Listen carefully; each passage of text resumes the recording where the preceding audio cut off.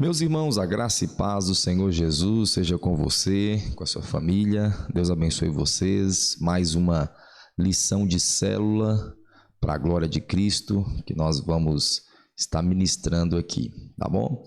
Já foi enviado aí no grupo, se eu não me engano, já foi enviado aí no grupo a lição e agora nós vamos estar estudando ela, reforçando ela aí na mente de vocês, no seu coração, para ficar mais fácil e limpo aí na hora da ministração, tá bom? Então nós estamos na lição de número 2, que é o Sola Fide, que é somente pela fé. A data aqui está errada, é 22/9/2020, e o texto que nós vamos usar é o mesmo texto que nós usamos na semana passada, de Romanos 1,17, né? Então, você faz a leitura desse texto, que é a leitura inicial, e nós vamos começar aqui observando a introdução. Vamos lá? Vou ler a introdução. Durante a Reforma Protestante, um dos argumentos mais relevantes foi a sola fide. O que significa sola fide? Somente a fé. Dentro do contexto religioso da época, esse argumento era uma afronta aos princípios da Igreja Católica Romana, que afirmava que a justificação do homem seria através da fé e também, olha aqui, ó, importante, e também das obras. Por que a Igreja Católica Apostólica Romana entendia que a salvação era pela fé e também pela obra? Porque eles gostavam de estimular os seus fiéis a pagar indulgência e penitência. Tá dando para ver aí? Então, quando a Igreja Católica ela impunhava, ela obrigava essa questão de pagar indulgências e penitências, o que eles estavam fazendo? Eles estavam acrescentando aqui alguma coisa à fé para que a pessoa pudesse ser justificada ou salva. Vocês estão entendendo? Então, quando o Martinho Lutero veio e estabeleceu esse somente pela fé, esse lema, ela trouxe essa afronta, tá vendo aqui, ó? Ela trouxe essa afronta à Igreja Católica Romana. Então é por isso que é muito importante nós analisarmos esse lema, tá bom? Vamos ler aqui, ó. Tendo como o pano de fundo o cenário da época, vamos dar início ao estudo do primeiro lema da Reforma Protestante, que é a sola fide. Então vamos lá. Eu vou começar, nós vamos iniciar a nossa rodada de perguntas, trazendo primeiramente um pouco do conceito da palavra fé, né? O que é fé? Você vai deixar os pessoal responderem, certo? E vai vir com a resposta.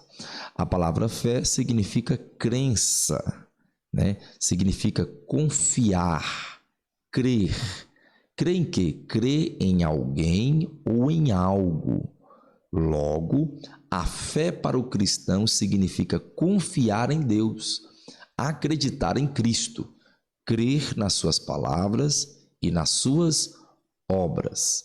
Portanto, não podemos dizer que a fé é um pensamento positivo, que tudo vai melhorar ou que vai dar certo amanhã. A fé cristã está atrelada tão somente em Cristo Jesus. Então, o que eu estou querendo que o pessoal entenda? Eu quero que o pessoal entenda que a nossa fé ela está relacionada a Cristo, né? O que é fé? Fé é quando você crê em Cristo Jesus como seu Senhor, quando você confia, né, nele e nas suas obras, nas suas palavras, nos seus ensinamentos, quando você crê que ele é o seu Senhor, que ele é o seu Salvador, quando você tem fé nele, certo? Então a palavra fé significa isso: crer, confiar em Cristo. Em Cristo Jesus. Essa é a verdadeira fé, ou a fé cristã. tá bom? Essa primeira pergunta é simplesmente uma pergunta introdutória, só para o pessoal saber o que é fé, porque o lema é sola fide, somente pela fé. Mas eles não sabem o que é fé, então nós já aprendemos aqui duas coisas, né? Nós aprendemos duas coisas. Primeiro, que fé não é um pensamento positivo, né? Primeira coisa que nós aprendemos aqui é isso. Fé não é um pensamento positivo. E a segunda coisa, a fé, ela está atrelada tão somente em Cristo, tá bom? Crer em Cristo, acreditar na sua palavra, crer na sua palavra, crer nele como seu Senhor, confiar nele como seu Deus, certo? Acreditar nele como o Salvador da sua alma. Então a nossa fé, a fé cristã, está baseada em Cristo, voltada para Cristo, está sobre as luzes dos créditos de Cristo, tá bom? Então, para você entender o sola fide, você primeiramente tem que entender o que é fé. Entendido o que é fé, nós vamos também para a segunda pergunta, que também é uma pergunta introdutória, que é aqui, ó. Jesus e os apóstolos ensinavam sobre fé, né? Jesus e os apóstolos ensinavam sobre fé? Deixa o pessoal responder. Aqui tem mais uma pergunta aqui que eu acabei esquecendo de colocar. Eu coloquei assim, ó, Jesus e os apóstolos ensinavam sobre fé. Vocês, vou tentar colocar aqui ao vivo aqui. Vocês lembram, estou escrevendo só com a mão, por isso está mais devagar. Vocês lembram de algum ensino de fé deles, né? Deles quem? De Jesus e dos apóstolos. Vocês lembram algum ensino de fé que Jesus falou, que Jesus ensinou, ou que os discípulos ou os apóstolos falaram? Vocês lembram de algum ensino? Aqui é só para o pessoal interagir, porque se você fizer a pergunta, Jesus e os apóstolos ensinavam sobre fé? Aí a pessoa vai responder assim, sim. Pronto, respondeu, né? Então, aqui você abre o leque. Jesus e os apóstolos ensinavam sobre fé? Vocês lembram de algum ensino de fé deles? Né? Aí já abre mais o leque aí de oportunidade para o pessoal falar. Com certeza eles vão lembrar, né? Com certeza vão lembrar. Mas se não lembrar, você vem com a resposta aqui, ó. A resposta. Sim, eles falaram sobre fé? Sim, eles falaram. Jesus e os apóstolos falaram muito sobre fé, muito, muito mesmo.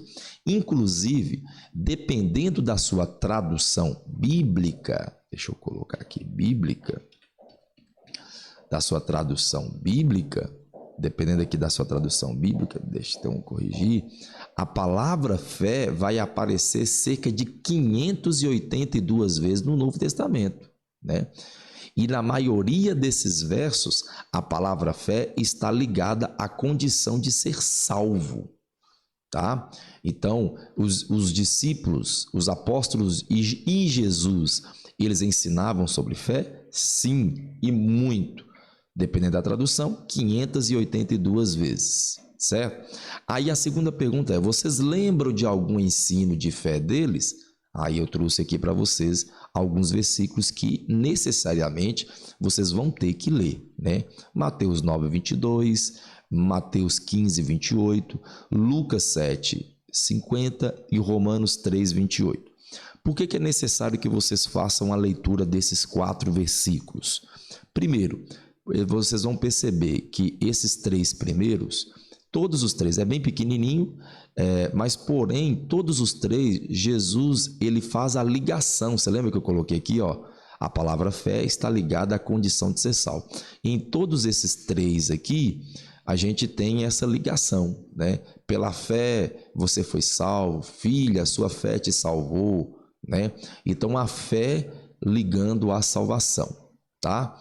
E esse último verso aqui, que é esse último texto, que é o de Romanos 3, 28, esse aqui, ele está muito relacionado à minha próxima pergunta, tá vendo?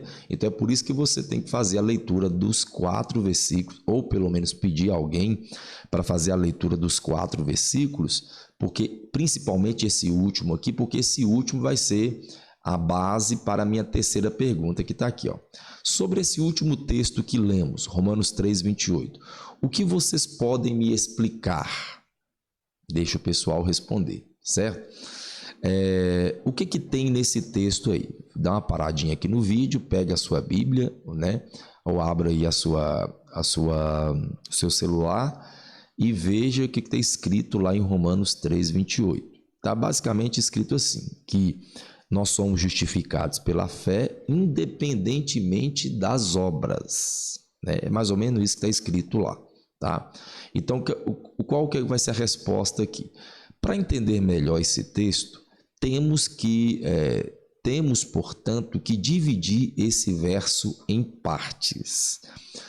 Primeira parte, o texto fala de sermos justificados. Mas o que é ser? Mas o que é essa justificação?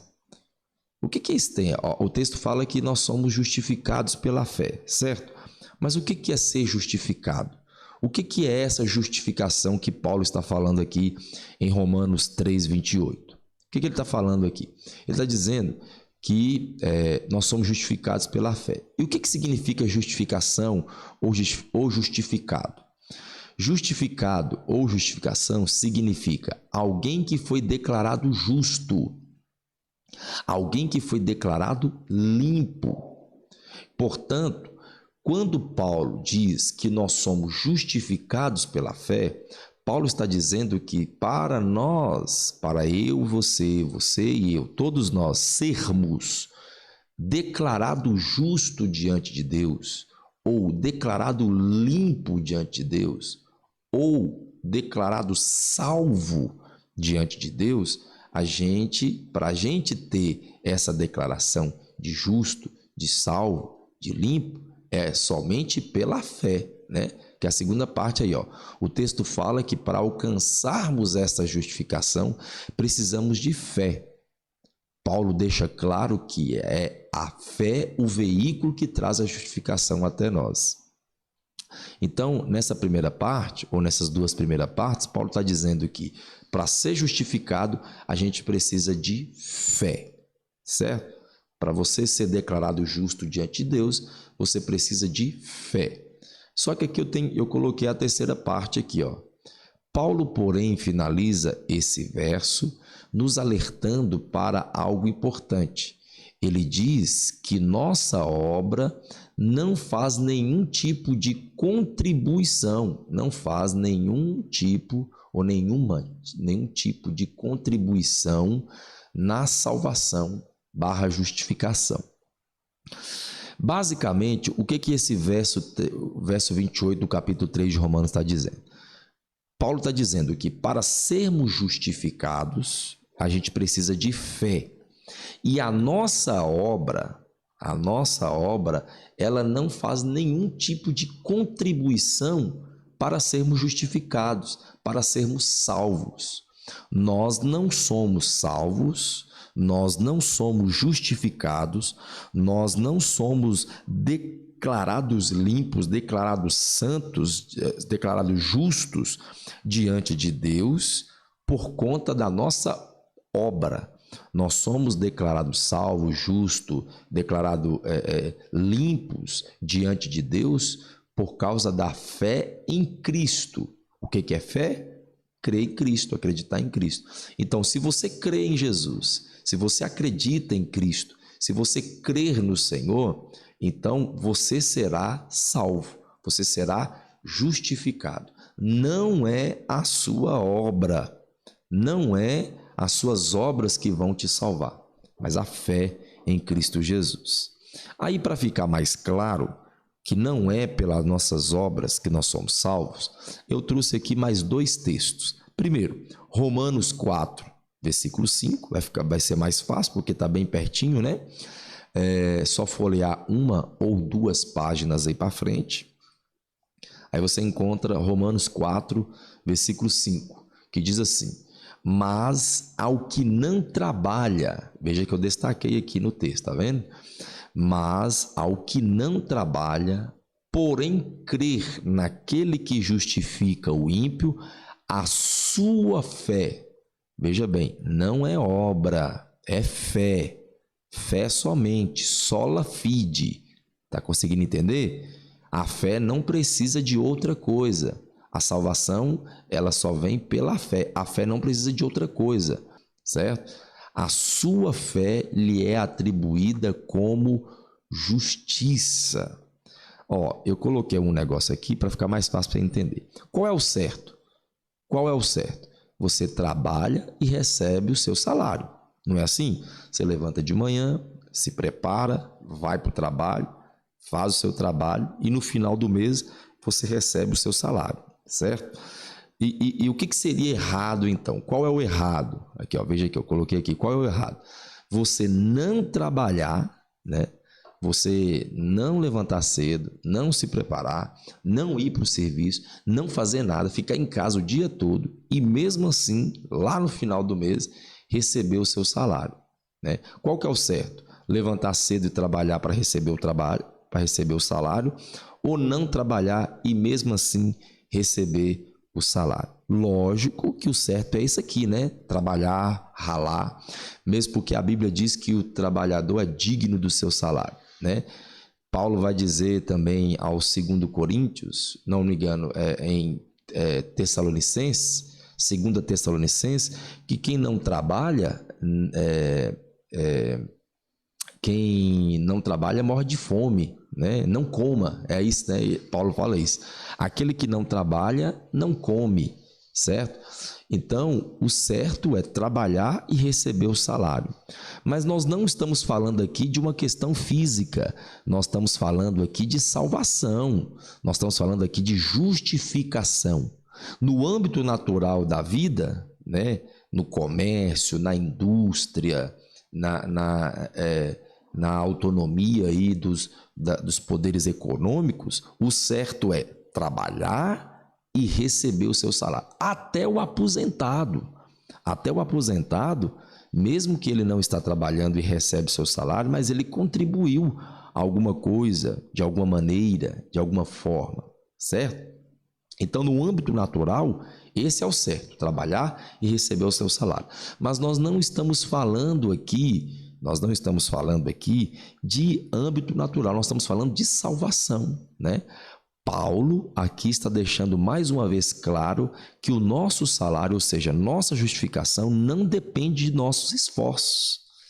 Você não trabalha, você não faz nada, mas mesmo assim, só porque você creu, só porque você acreditou que Cristo é o seu Senhor, que é o seu Deus, que é o seu Salvador, você recebe o seu salário, ou seja, você recebe a sua salvação, você recebe a sua justificação. Deu para entender essa parte aqui do aos que não trabalham? Não está falando de questão física, não está falando de coisa natural, está falando de coisa espiritual. Você não precisa fazer nada, nada.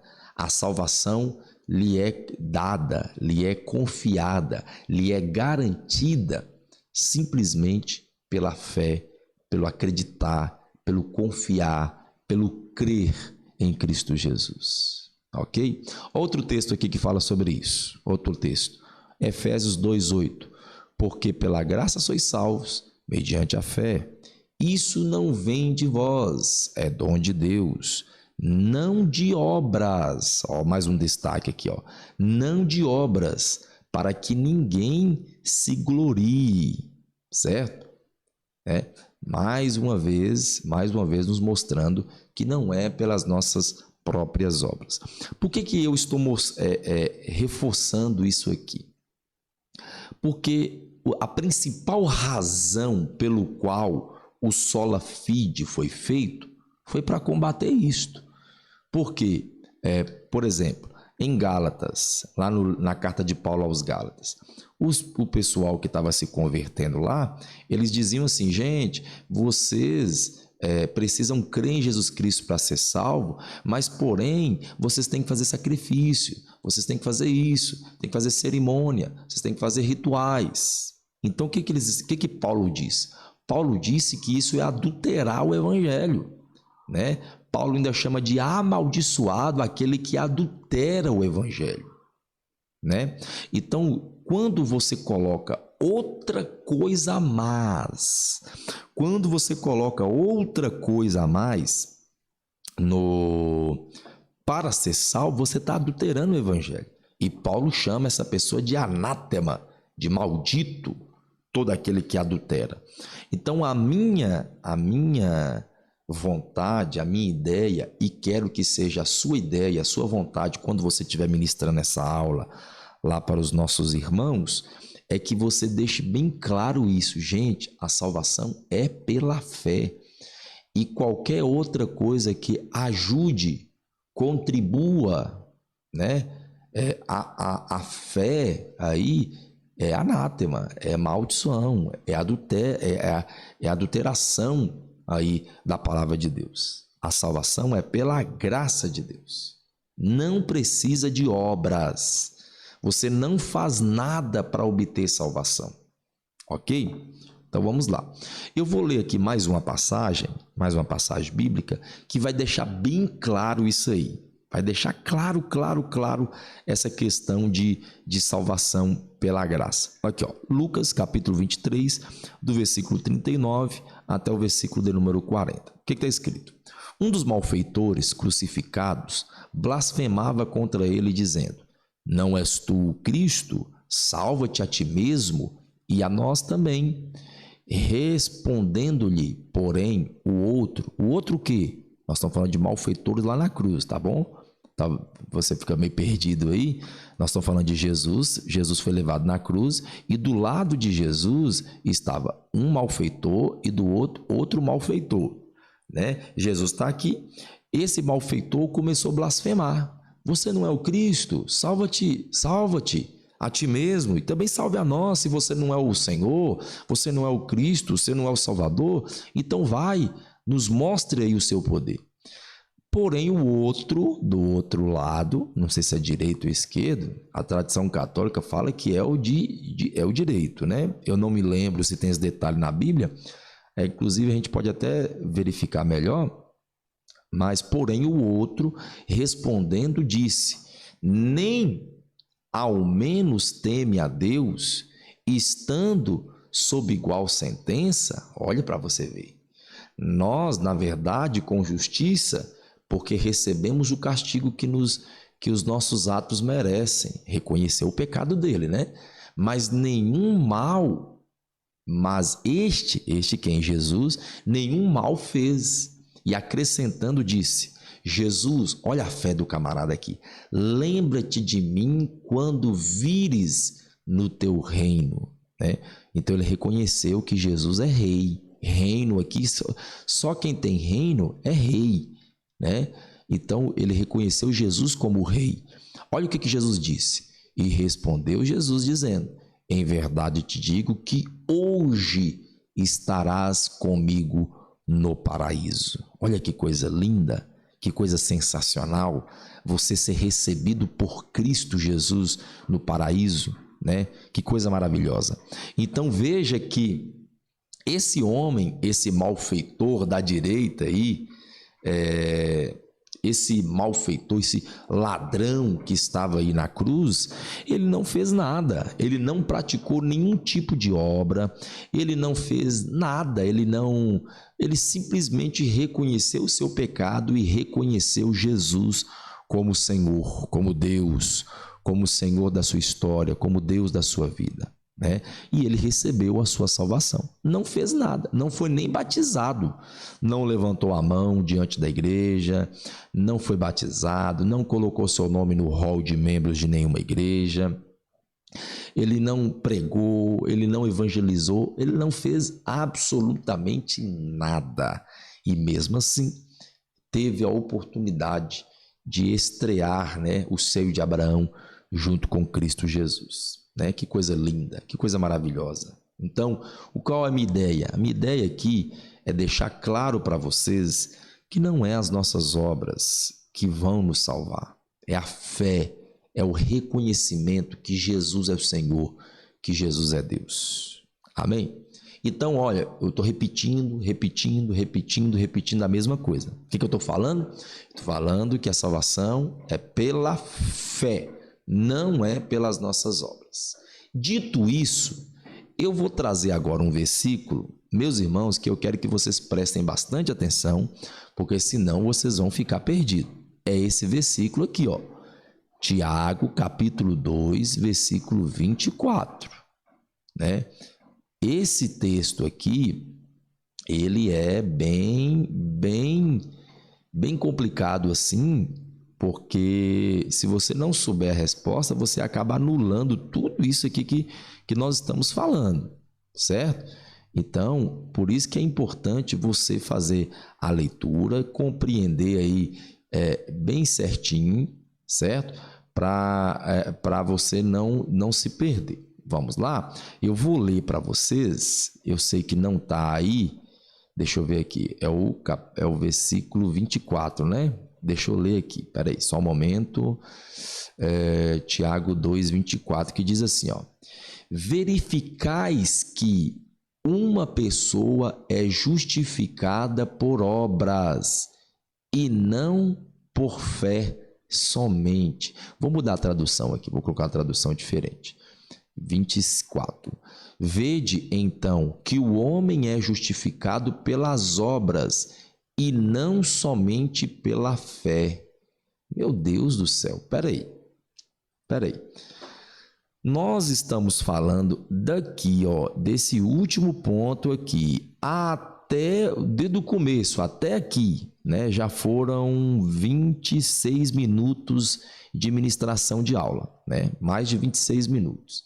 E nesses 26 minutos eu estou o tempo todo falando com vós outros, ou com vocês, que a salvação é pela fé, a salvação não é pela obra, a obra não contribui para a salvação, né? 26 minutos. De repente, a gente acha um versículo lá em Tiago, capítulo 2, Tiago, irmão de Jesus, viu? Tiago, capítulo 2, versículo 24, onde o apóstolo Tiago, irmão de Jesus, vai dizer que o homem é justificado pelas obras e não somente pela fé. Meu Deus do céu, pastor, será porventura a Bíblia está contradizendo? Será se nós estamos aí contradizendo, a Bíblia está contradizendo ele mesmo? Porque Paulo fala que não é pela obra e Tiago fala que é pela obra. Meu Deus do céu, será se nós nos deparamos aí com uma contradição? E se há contradição na Bíblia, logo a Bíblia não é verdade, logo a Bíblia não é verdadeira. Não é assim? Nós tínhamos que entender assim. Se há um texto contradizendo o outro, que Deus é esse, que é poderoso, que é santo, que é infinito e se contradiz, não é verdade? Mas calmem, fiquem calmos, fiquem tranquilos, porque o texto não está contradizendo o outro. É por isso que é importante nós entendermos o contexto. Nós temos que entender o que Tiago está falando, tá bom? Para aí você não se perder aí no que ele, nesse Tiago capítulo 2, 24, tá bom? Vamos lá. Para responder esta questão, vamos primeiramente fazer a leitura com mais cuidado, os versos 14 a 18. Vamos lá. Meus irmãos, qual é o proveito se alguém disser, olha que Tiago está preocupado, sabe com o quê? Com aquelas pessoas que dizem, que verbalizam, que falam, né? Que pronunciam, que balbuciam, né? Tiago está preocupado com essas pessoas que falam que têm fé, certo? Tiago está preocupado com esses falastrões que dizem que têm fé. Então, vamos lá, vamos continuar.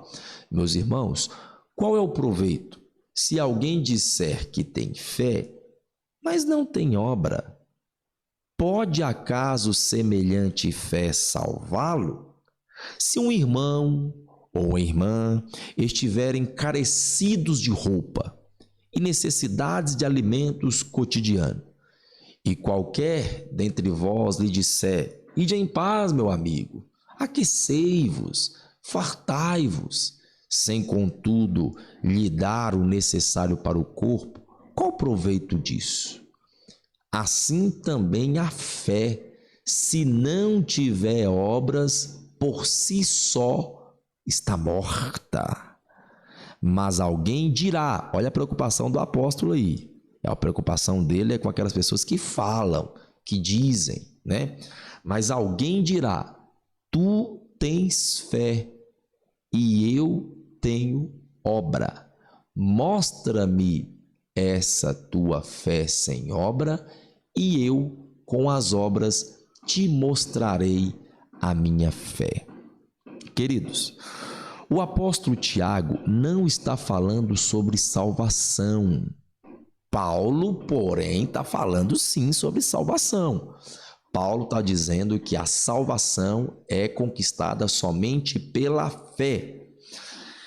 Neste capítulo que lemos, a mensagem de Tiago neste capítulo é sobre obras. Ele não está falando sobre salvação.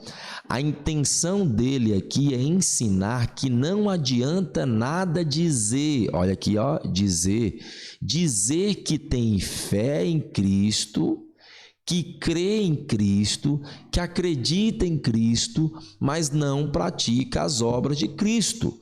Logo, essa fé, essa crença, né? Essa confiança é falsa. Conseguiram entender? Conseguiram entender? O que Tiago está dizendo? Tiago está dizendo assim: gente, vocês estão falando que crê em Cristo, né? Certo? Vocês estão falando que acreditam em Jesus. Vocês estão falando que é cristão. Mas cadê suas obras? Cadê? Se você crê em Cristo, você tem que praticar as obras de Cristo. Se você confia no Senhor, se Cristo mudou o seu viver, se você tem Cristo como seu Senhor, você tem que viver como Ele viveu. Você tem que andar como Ele andou, certo? Nos preceitos morais, sim. Nos preceitos espirituais, no cotidiano, na sua vida familiar, tá entendendo?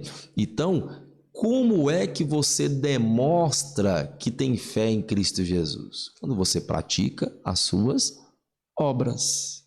Então, eu quero que vocês deixem claro para os irmãos da célula que Tiago não está falando de salvação. Tiago está falando de obras, certo? Eu coloquei aqui um negócio aqui muito interessante.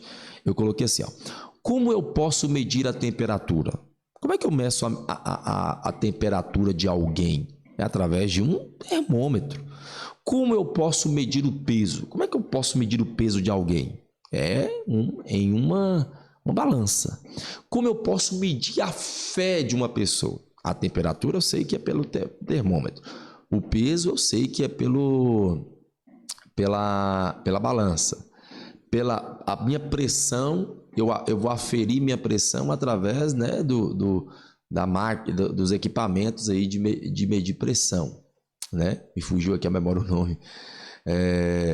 E a nossa fé? Como é que ela é medida? Como é que ela é aferida? Né?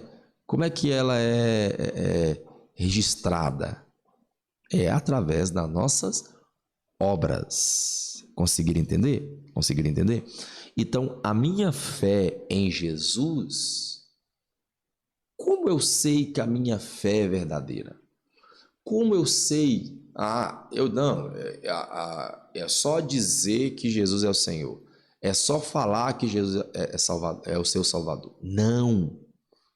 Você fala, e para ter certeza que essa fala é verdadeira, você pratica. Conseguiram entender?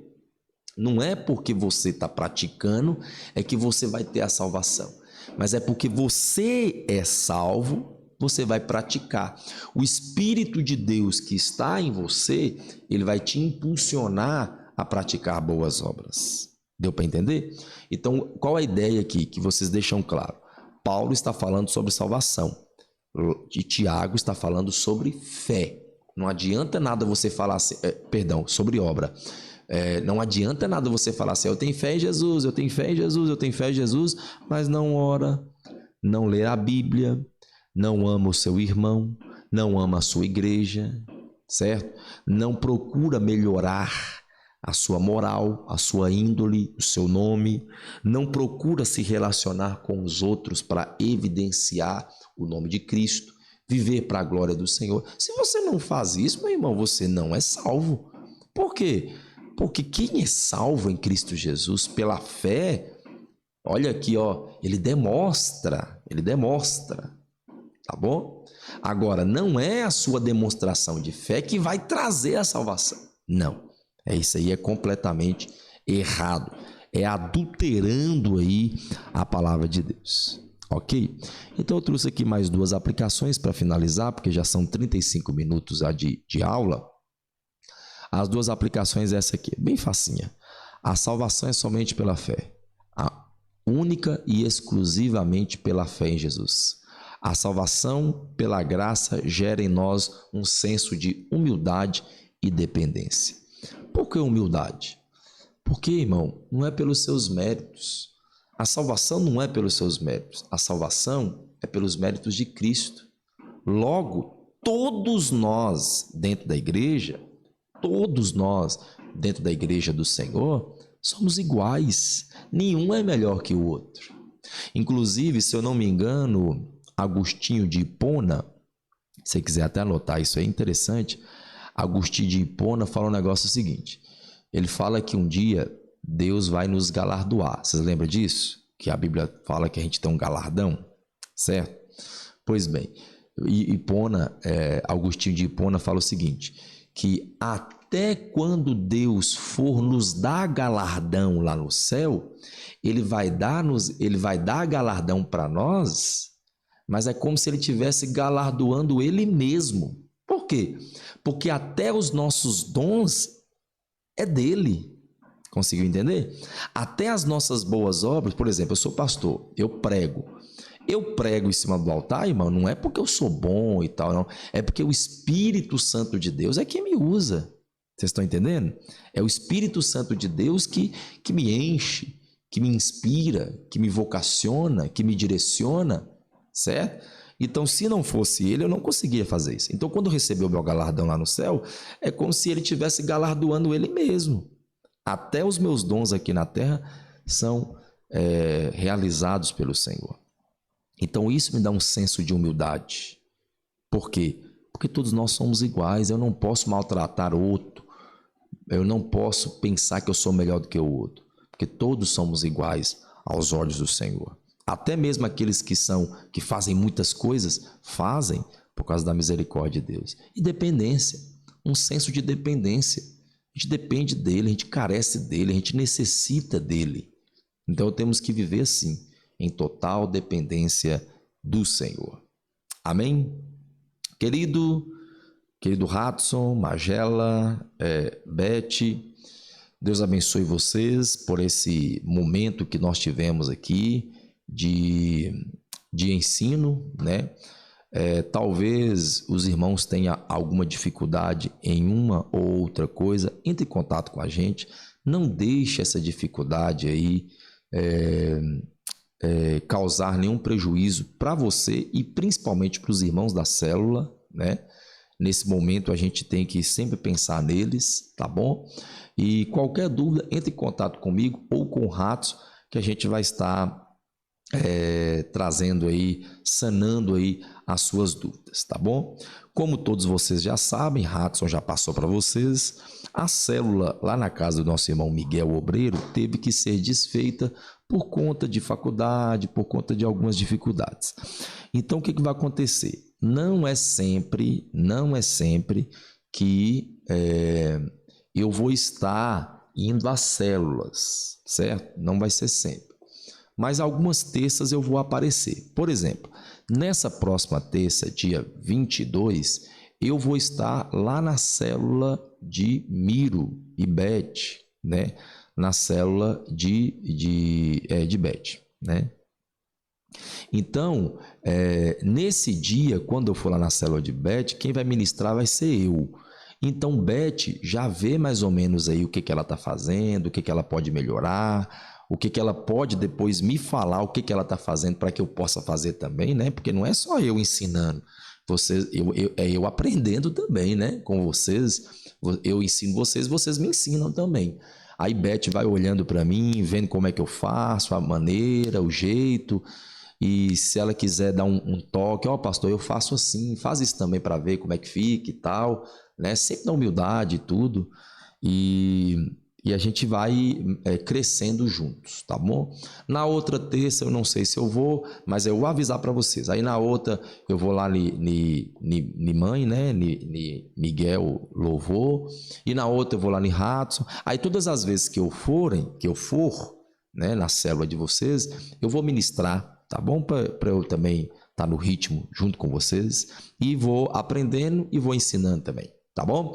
Pessoal, um forte abraço, Deus abençoe vocês, que Cristo Jesus vos ilumine, ilumine vocês e que vocês possam ter aí uma ótima célula, um ótimo aprendizado, tudo para a glória do nosso Senhor. Forte abraço, fique com Deus, até a próxima, tchau, tchau.